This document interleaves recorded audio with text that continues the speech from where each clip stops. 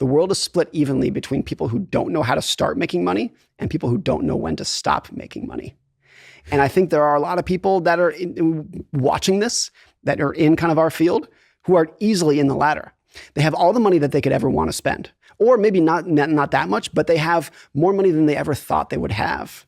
But for every goal that they hit, whenever my net worth is X, all my problems are going to go away. Everything's going to feel great. And then they hit X and they just keep moving the goalposts down and down. So I write in the book that like the hardest financial skill is getting the goalpost to stop moving. It's the hardest thing in the world. It's hard for everybody because virtually everybody thinks if my net worth or my income was this level, I'll be fine. I'll feel great. No more problems. I'll wake up every morning with a smile on my face. And then if you're lucky enough or you work hard enough to get there, you realize that's not the case at all. You're just going to keep pushing it forever. Have they done studies to test that in terms of analyzing whether people's goalposts move off into the future, even when they're like billionaires and whatever? I mean, here's the broadest way that I would frame this up that has been studied. If you look at America today, the average household, adjusted for inflation, is making twice as much money than they were in the 1950s. Adjusted for inflation, the average household double the income that they were back then. And we're less happy. The statistics that try to measure happiness over time, it's not an easy thing to do, but we're less happy today than we were back then. And this is why, like, look, can money buy happiness? Yes. And to some extent, does it? Yes. Like people who are in abject poverty are not as happy as people who are covering the basics and they have food and shelter, et cetera, et cetera. But over time, when the society is getting richer and you're comparing yourself to other people, and maybe the average American's income doubled, but so did their neighbors, so did their coworkers, so did their siblings. So you just automatically adjust to that.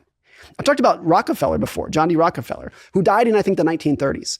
He was worth, adjusted for inflation, almost $500 billion during his day, adjusted for inflation. But he never had, during his life, penicillin, Advil, sunscreen, polio vaccine, keep going down the list of things that virtually everyone can take advantage of today that he never had. But you can't say that the average American is living better than Rockefeller today because we have all of these technologies that he never did. Because we just look at what other people have and assume that that is the baseline. So you can imagine a world in which my kids, my grandkids are earning twice as much as me, adjusted for inflation, and they're no happier for it. Because the new technologies, whatever it will be, that would seem like magic to you and I will just become their baseline.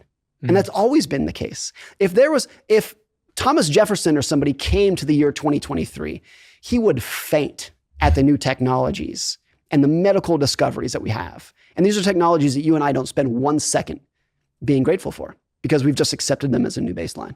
It reminds me of something in your new book, which is out in November, which is, I've gassed up a lot of books on this podcast before, but this is one of my favorite of all time.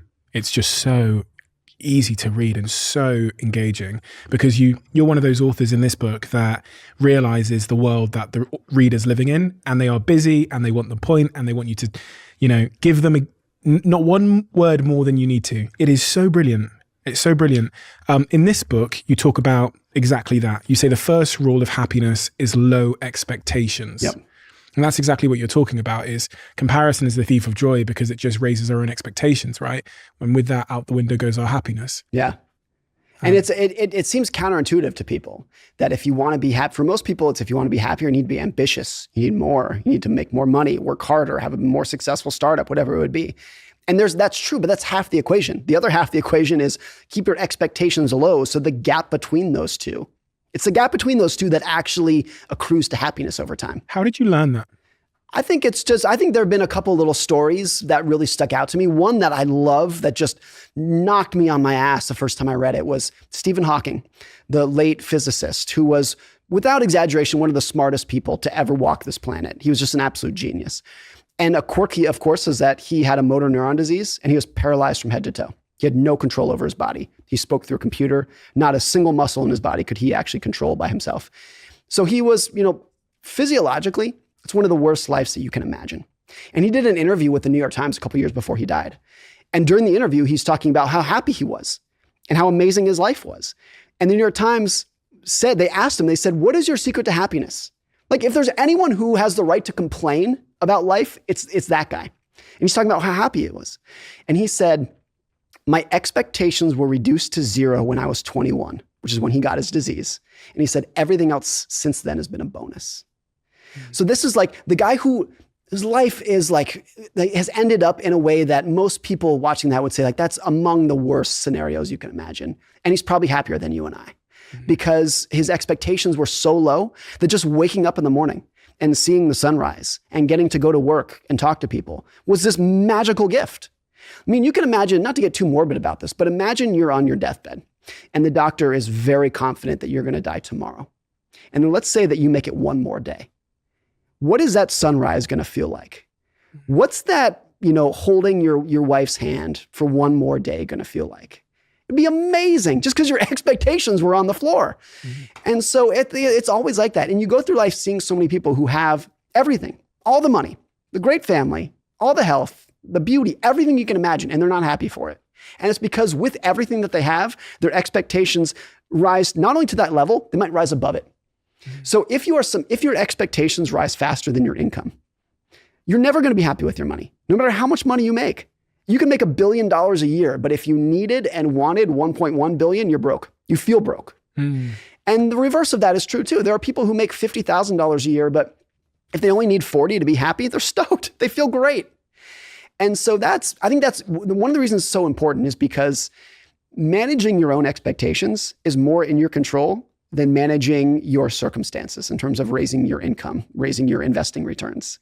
It's not that you can't control raising your income. You can be ambitious and smart and entrepreneurial, of course, but it's more in your control to just inside your head to say, I'm going to try to want less. That's just a mental exercise. That's not to say it's easy. It's not easy at all, but you have total control over doing it. So how, in a practical sense, can one go about keeping their expectations below their circumstances, I guess? Here's one that really made an impact on me. And it's great that we're in LA because that's where this story took place. I was a valet here in LA all throughout college at a 5-star hotel here in town. So I was young. I was, age 19 to 24, something like that. And all day it was people driving in Ferraris and Lamborghinis and Rolls Royces. And one day it hit me. I remember the moment because it was like out of the blue, it hit me. Whenever someone would drive in a Rolls Royce or something, never once would I look at the driver and say, that guy's cool. Like, wow, look at him. He's so cool. What I did is I imagined myself as the driver. And then I thought, if I was a driver, people would think I'm cool. And it was like, wait, don't you see like the disconnect here? Nobody cares about the driver, but they want to be the driver because they think people will then care about them. And once you realize that, like the takeaway is nobody is thinking about you as much as you are. Nobody cares about your stuff as much as you do. Nobody cares about your car or your house or your clothes or your jewelry as much as you do. Because to the extent that they're even looking at them, they're looking at your car, looking at your house, really what they're doing is imagining themselves with that nice car. They're not giving you the credit. They're imagining themselves having it. So once I realized like, that was the game that was being played in society, once you recognize that's the game, your willingness, your desire to show off plunges. And of course, I like nice stuff. I like nice cars. I want some nice clothes. I live in a decent house. But once you realize that, it plunges. And I think the most valuable financial skill that anybody can have is not needing to impress other people. If you don't need to impress other people, that is an asset on your balance sheet that is worth $1 billion. Because so much of society as a whole and an individual is just geared towards how can I get other people's attention? How can I show off to other people? How can they like me more? I both agree and understand, but agreeing and understanding is different from being able to do. I think at the society level, it will never be. It'll always be like that. Same as ever. It's never going to move away from that. If you can manage it around the edges at the individual level, it's massive for your life. One thing that's important here is that if you are a young person and you're kind of looking for a spouse, a mate, a boyfriend, a girlfriend, a wife, a husband, whatever it would be, then your ability to look really nice and to signal and to kind of put up your peacock feathers is important. And I get it. And I did it back in the day. Once you are more settled down in your career, in your relationships, if at that point you are still hanging on to the desire to impress other people, that's when it's broken. That's when it's just pure net loss in your life. Because you're trying to show off for people who you don't even need or want to love you. There's a great quote from Warren Buffett where he says, the definition of success is when the people who you want to love you do love you. And so for me, it's like 5 people. It's like my parents, my wife, and my kids, and like that's it. That's it. Those are the people who I want to love me. And if they love me, I probably have 90% of the happiness that I'm capable of. And if they don't love me, then I'm never going to have more than like 10% of the happiness that I'm capable of. In that chapter about happiness, you talk about your friend Brent as well in his theory on marriage. My friend Brent Beshore has this great theory on marriage where he says, marriage only works if both partners want to serve the other partner and expect nothing in return. So you wake up every morning and you say, I want to serve my spouse, but I expect nothing in return from them. And if you both do that simultaneously, you're both pleasantly surprised. Because what happens is, I didn't expect you to do anything for me, but you did, and vice versa. And both of you just wake up every morning and you're like, you did that for me. You helped me out here. You're empathetic to me there. And it feels great. You exceeded my expectations. Exceeded my expectations. And I think what breaks down any marriage or career or whatever it would be is when you become needy. Like nothing breaks love more than being needy. And really what needy is just your expectations are so high that you wake up and you say, I expect you to do this for me. I expect you to help me. I expect you to serve me. That's just like massively high expectations that you have in that relationship. It's also like expecting an external factor, in that case, your partner, to validate you in some way and that kind of goes back to your point about money, where in order to stop showing off and focusing on those 5 people that we want to love ourselves, we need to understand and ideally solve our often toxic relationship with like our need for validation. And that, I guess, brings me to the first chapter in your book where you talk about the stories of money that we have and where they've come from. And something that's always baffled me is when you go into low income areas, there's more gambling shops. Yeah. And I can attest to it. When I was 18, 19 years old and I'm shoplifting pizzas to feed myself and I'm doing all sorts of stuff. When I got my student loan in, I was in university for one day and they gave me like the first payment of my student loan. And I don't think I've ever said this before. I put the entirety of the payment on a bet. Wow. And I lost it in injury time of that football match. I don't bet. And did you need that money for tuition? Like it was then gone. I needed it to eat. Yeah. No, I wasn't speaking. I had no money. I didn't come from money. My parents, I'd gone to university with 50 quid. Then I got this like £1,000 sent to me from student loan, whatever. I was so reckless with money when I didn't have money. Yeah. The minute I got money, it's like everything just chilled the fuck out. And I became really long-term, patient. I made really responsible decisions. I stopped buying flashy things. I don't even own a TV now. I'm very similar. I feel like the more money I have, the less my material desires are. For sure. And when I say that out loud, I'm like, oh, absolutely. Why is that when we have less, we are reckless with our money? Well, I think there's 2 sides to this. One of my theories is that what everyone wants in the world is respect and admiration from other people. And there's kind of 2 ways to get that. You can get your respect and admiration through your wisdom, through your love, through your humor. Or if you don't have that to offer to the world, you're going to get it through your material possessions.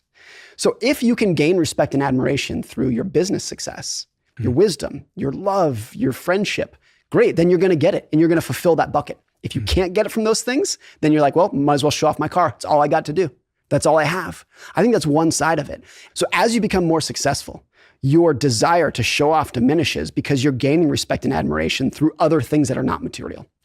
The other side of this that's so important is that, I saw this statistic years ago that the poorest 10% of Americans buy like 80% of the lottery tickets in America. And these are people who can like barely feed themselves.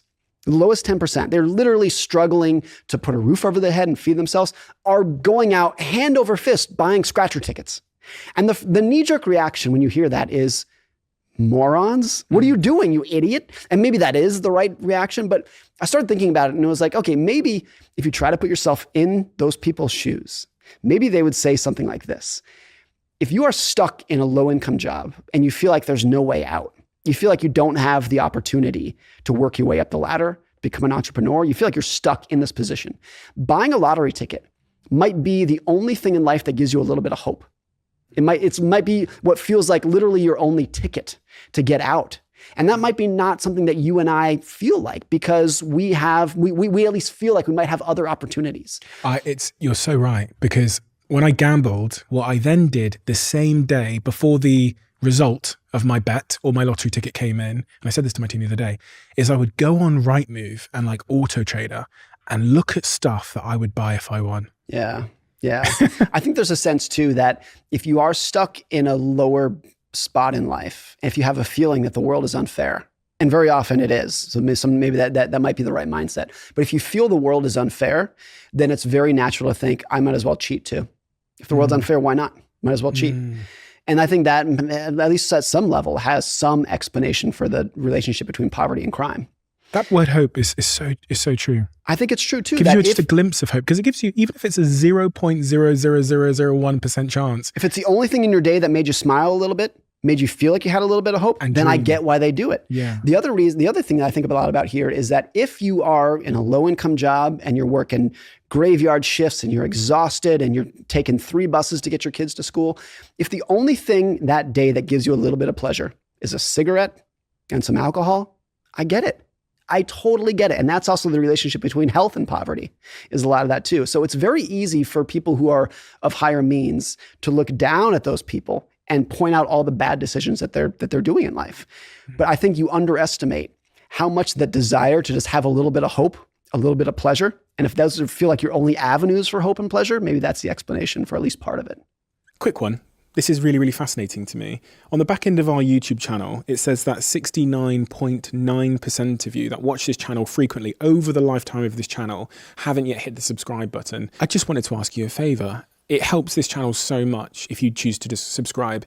Helps us scale the guests, helps us scale the production, and it makes this show bigger. So if I could ask you for one favor, if you've watched this show before and you've enjoyed it and you like this episode that you're currently watching, could you please hit the subscribe button? Thank you so much, and I will repay that gesture by making sure that everything we do here gets better and better and better and better. That is a promise I'm willing to make you. Do we have a deal? Let's speak then to 18-year-old Steve that was in that little room with the stack of these, what they call county court judgments and bailiffs and stuff, stack of letters on his desk.